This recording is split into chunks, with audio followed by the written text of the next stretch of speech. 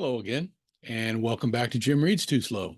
We're well into May, and so it's time to touch base with all of you uh, about the first part of Horror Mayhem 2024, a month-long celebration of horror stories, horror literature created by the Bookish Bryants. So here's some of what I've been reading. Now, first of all, week one was local horror. So I didn't read any local horror stories, but I did read about a park in Omaha, 50 miles northeast of here. It's a 200 plus acre area called Hummel Park, and it's supposed to be haunted. There are legends about the park dating back to the early 1900s, more than 100 years. The park is partly situated on an ancient Native American burial ground, which, as we all know, doesn't bode well. It doesn't mean anything good, especially in a recreation spot for white people. Then there are the suicides off of Devil's Slide in the park, the supposed lynchings that have happened over the years, the odd screams and cries and voices that one supposedly hears at night in the park. Just the general sense of unease that comes over you when you walk through the place. There's a long set of stairs in the park that is called the morphing stairs. This is another feature of Hummel Park. You go up or down, you get a different count of stairs each time you go, if you decide you want to count the stairs. And anyone who does get the same number is cursed and soon dies. So it could just be the most haunted park in my state. But the thing that caught my attention most firmly is the legend that Hummel Park has been home for decades, at least since the 1960s, of a reclusive family. Some reports that I read call it a family, some a colony. So take that as you will. Of albino cannibals. These cannibals attack lone visitors to the park, mostly after dark.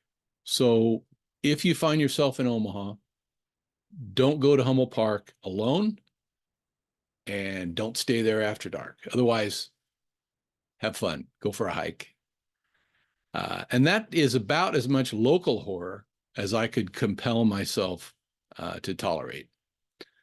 So I turned instead to the pulp horror, short stories, which have gradually almost become a passion with me. I really love those.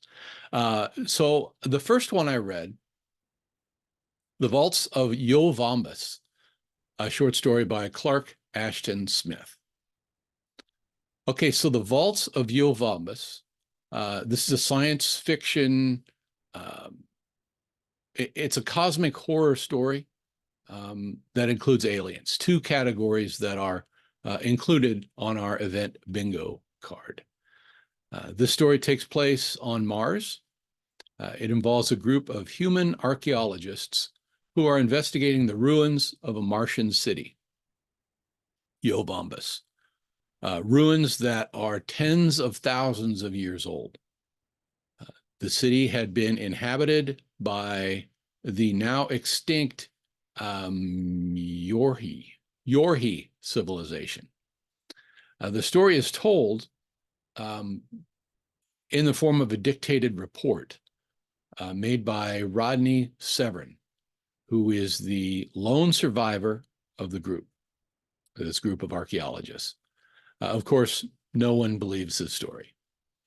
So in Severin's account, the humans are guided to the ruins by members of the Martian Ihai civilization, who refuse to go any further. They take them up to the ruins and then decide they're going to wait outside for them. We're told near the beginning of the story that the Yorhis, who built the city, were mostly wiped out by this current Ihai civilization. And those who remained are believed to have been finished off in Yoh Vombis by some kind of pestilence. That's the best guess. But that was thousands of years ago, the leader of the archaeologists says. So there's no danger now, since whatever bacteria or life form or whatever could not have survived that long in these lifeless ruins.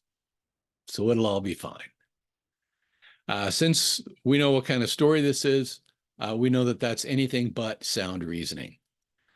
So they proceed into the catacombs, the ruins, so deeply that they couldn't possibly find their way back out if they had to, especially in a hurry. Finally, they meet these leech-like parasites, and one by one, they begin digesting our scientists. The narrator describes them as couch cushion shaped, and they attach themselves one by one to the archaeologists and begin digesting their heads, while at the same time controlling their bodies. So it's not a good situation for them. And these things are, surprise, surprise, what wiped out the Yorhis, who had been able to securely lock most of them away these past 40,000 years until our intrepid scientists show up and release them all. Well, Severin manages to get out of this part of the ruins where the action begins, as these creatures start latching on to each of the other scientists. He runs around desperately trying to get out, find a way out of this place, and accidentally he finds an exit. It's different from the one they used to get in, but as he gets to it, one of these creatures drops on top of him and immediately starts sinking these needle-sharp, tentacle-like teeth into his head. But Severin, who has a knife, starts stabbing himself in the head, stabbing this creature, and he kills it. But he's injured himself so severely that he passes out. Well, luckily, he's close enough to the outside that his guides are able to rescue him. And so he wakes up in the nearest Martian city in a human hospital, realizing that not only is he now telepathically connected with these parasites, but he also has an irresistible longing to go back there and let them finish him off. So this story, The Vaults of Yoh Vombis, was first published in May 1932 issue of Weird Tales magazine. I've read that Clark really liked this story.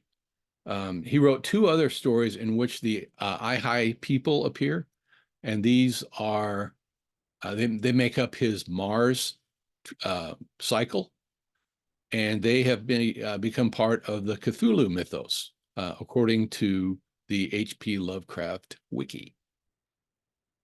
Read the story for yourself, especially if you like that 1920s style pulp horror. I thought it was really fun. Okay, the next story I read was The Unbroken Chain by Cobb, Irvin S. Cobb. Okay, I want to say I read The Unbroken Chain by Irvin S. Cobb, so you don't have to, but I guess I just did. The story is a little hard to find, as it should be. It reflects the typical racial beliefs of a white Southern man of the 1920s. And I'm talking about the author as well as at least one of the characters. So be forewarned if you do read this story. In a nutshell, The Unbroken Chain is about the one-drop rule. Now, The one drop rule is a racial concept designed to ensure that white people are securely at the top of the social structure in this country. The rule goes like this. If you have a Black person in your ancestry, however distant, however far back, then you are Black. So, an interesting aside, I kind of jumped down a rabbit hole on this concept. And I ended up reading about Susie Phipps. Now, Susie Phipps was or is a woman who tried to get her Louisiana birth certificate changed to say that she was white. She went to get her passport, and to do that, she needed a birth certificate. So she gets her birth certificate. She looks on and says, it says I'm colored. Oh, that's not true. I've been white my whole life. So she went to get it changed. But the state refused because she had a great grandmother, 4 greats, who was Black. She was 1/64th African American, had lived her whole life as a white person. But that was the law in Louisiana. And so they refused to do anything. The court, Louisiana Supreme Court refused to do anything. And the US Supreme Court let it stand as well. And that was in 1986. So this is not so far back in America's past. Anyway, this story, the first part of the story, it's in East Africa in 1819. A group of 21 Black men who have been captured in a Maasai raid and subsequently sold to Arabs are being marched to Mombasa to be sold off again to become slaves. Now they each have iron collars on, and each is attached to the next by a 4-foot chain. So at some point in their journey, a rhinoceros charges the group, impales the poor guy who's right in the middle of this group of chained men, and just goes on a rampage, just starts dragging everybody around, trampling, what have you, killing everyone, all of these men who are chained together, except the one who is last. And he's discovered to be alive, but he's torn up, obviously, physically and mentally. He is deemed salvageable, though, by these men who bought him. And eventually he's sold to an American sea captain, taken to America, where he's sold again. Okay, so the story jumps ahead to 1920. A man named G. Claiborne Brissot, a Southerner by birth, is retired and living on an estate on Long Island. He keeps to himself. He doesn't socialize much. He doesn't give any indication that he's from the South, and none of his neighbors really know much of anything about it. Now, given what I already know about Cobb, who could write a really entertaining story, just not this one, and H.P. Lovecraft, who he influenced with several of his stories, I knew at this point exactly how this story was going to end. Okay, so one day, surprisingly, Brissot attends an amateur, horse race, a race of some kind on a neighboring estate. And that night, following the race, the owner of the estate and a visitor, who is a federal judge, a former member of Congress, and at one time a lieutenant governor of a South Atlantic state. They're sitting on the terrace, having a smoke before turning in. And the visitor strikes up a conversation in which he describes the greatest tragedy almost that our American civilization has to offer. And then he lays out the one drop rule, a rule he says he's in favor of. Got to protect the white race. But still he can't understand, he can understand how a person who is victimized by it must feel. And then Cobb has this character say this, and I'll read directly from the story. I can think of just one other tragedy to equal it, a kindred tragedy, that is, and maybe it's a greater one. And that's the case of a man who, let's say, he has in him only a 16th or a 32nd or even a 64th degree of the Negroid and admixture. A man who passes for a pure Caucasian, who goes unsuspected and yet must go always with the curse hanging over him, the curse of the fear that someday, somehow, somewhere, some word from him, some involuntary spasmodic act of his, some throwback manifestation of motive or thought that's been hiding in his breed for generation after generation will betray his secret and utterly undo him. Well, just in case you want to see for yourself how that comes about in this story, and what the connection is to the first part of the story, I won't spoil it for you. I will say that the title of the story has more than one meaning. I don't remember Cobb's story using the N-word or any, he just knocks you over the head with the explanation behind this terrible racial concept, which is pretty jarring in itself. So is this a horror story? The ending, I suppose you could argue it is. It certainly is a horror story for a white supremacist. This story is included in the collection of Cobb's short stories entitled On an Island That Cost $24, which was first published in 1923. I knew very little about this story going in. What I did know was that there is some indication that it influenced H.P. Lovecraft's The Rats in the Walls, which I wanted to read next. And I wanted to get in touch with some of the stories that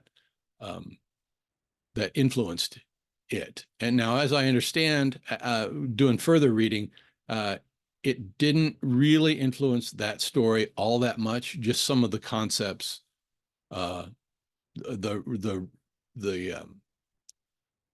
basically the racial memory or the family memory that's been passed down, which I guess is kind of a core concept for The Rats in the Walls. But it wasn't as big an influence as I thought it would have going in. Anyway, the next story that I read was The Rats in the Walls by H.P. Lovecraft. Okay, after that one, I had to make myself an old-fashioned. Old Forester Rye, a spirit now available in my state, makes a really decent old-fashioned. So, The Rats in the Walls. This is another tale of hereditary memory. That's the phrase I was trying to think of before with the Cobb story. Now, the Lovecraft Wiki, which, whatever, it cites a critic by the name of S.T. Joshi, who said that the Unbroken Chain is a model for Lovecraft's story. Lovecraft did credit Cobb with introducing an element of science into this type of story, be that as it may. So in this story, Lovecraft story, a man moves from the United States to rebuild his ancestral home in England with the aid of his late son's war buddy, whose estate is nearby. Now, the man's name is Delapore, and he is also the narrator of this story. This man's family, the Delapores, has a horrible secret. An ancestor of our protagonist, our narrator, is believed to have murdered his entire family one night. Whether that's the horrible secret or the result of the horrible secret, we soon find out. and then closed up the house and headed off to America. So Delaporte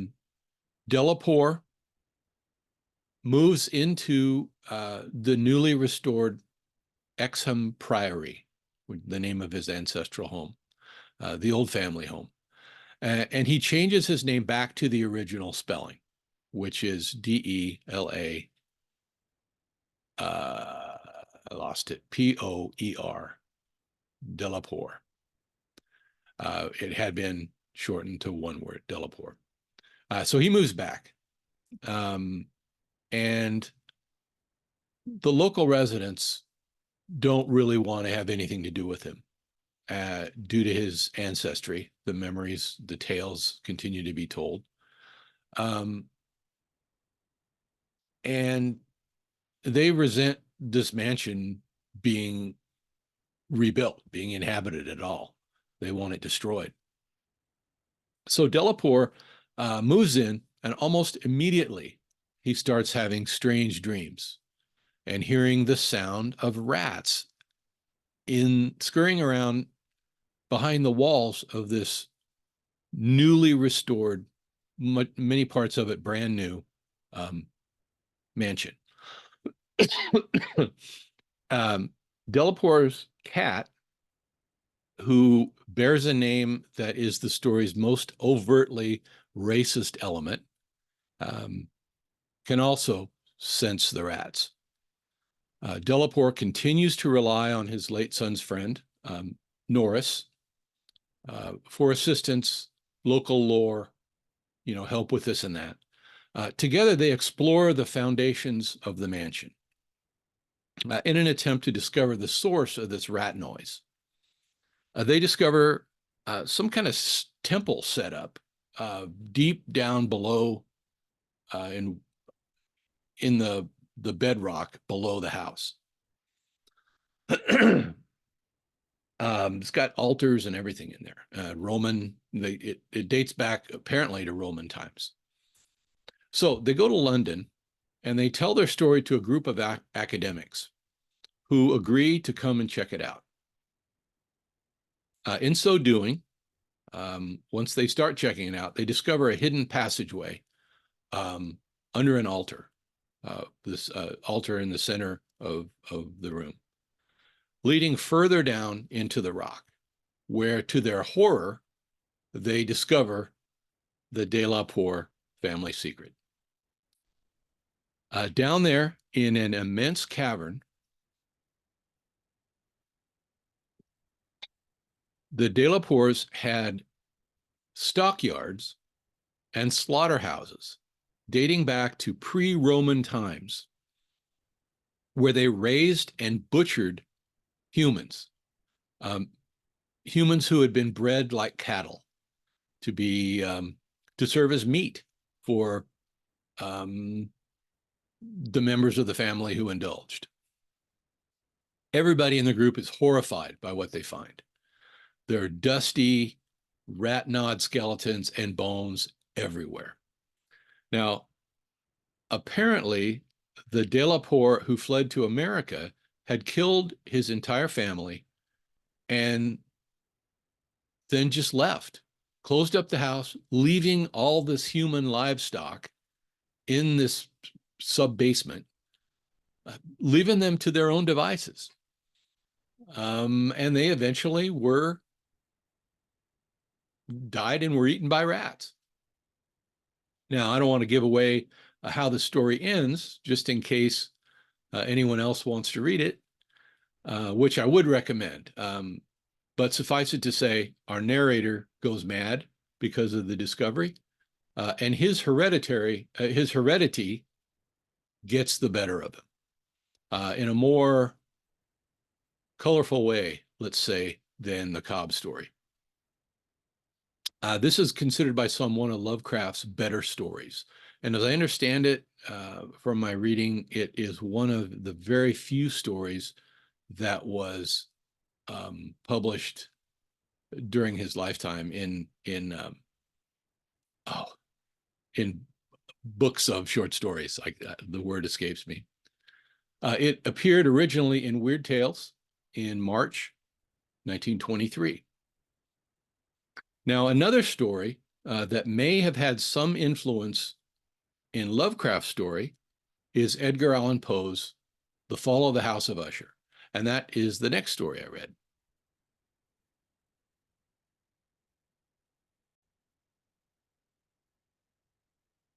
Okay, so Poe published The Fall of the House of Usher in 1839. It's one of his more famous stories, one of the quintessential Gothic horror stories. It's about the end of the Usher family, a house being used synonymously with family here, a brother and sister, the last of the family line.